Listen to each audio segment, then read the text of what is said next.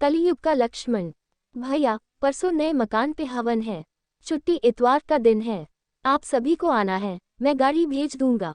छोटे भाई लक्ष्मण ने बड़े भाई भरत से मोबाइल पर बात करते हुए कहा। क्या छोटे, किराए के किसी दूसरे मकान में शिफ्ट हो रहे हो?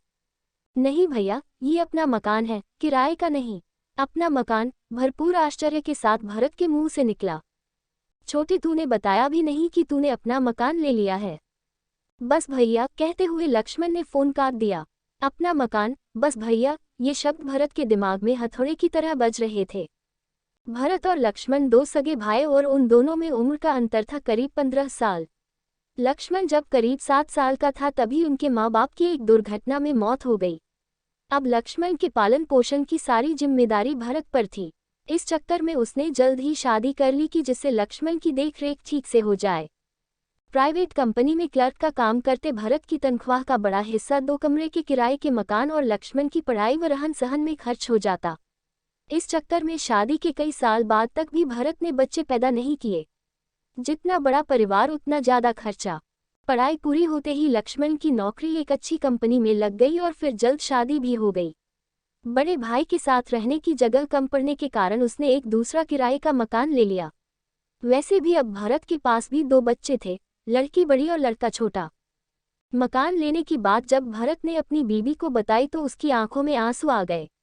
वो बोली, देवर जी के लिए हमने क्या नहीं किया। कभी अपने बच्चों को बढ़िया नहीं पहनाया, कभी घर में महंगी सब्जी या महंगे फल नहीं आए। दुख इस बात का नहीं कि उन्होंने अपना मकान ले लिया, दुख इस बात का है कि ये बात उन्होंने हमसे छिपा के रखी। इतवार की सुबह लक्ष्मण द्वारा भेजी गाड़ी भरत के परिवार को लेकर एक सुंदर से मकान के आगे खड़ी हो गई। मकान को देखकर भरत के मन में एक ऊक सी उठी। मकान बाहर से जितना सुंदर था अंदर उससे भी ज्यादा सुंदर। हर तरह की सुख सुविधा का पूरा इंतजाम।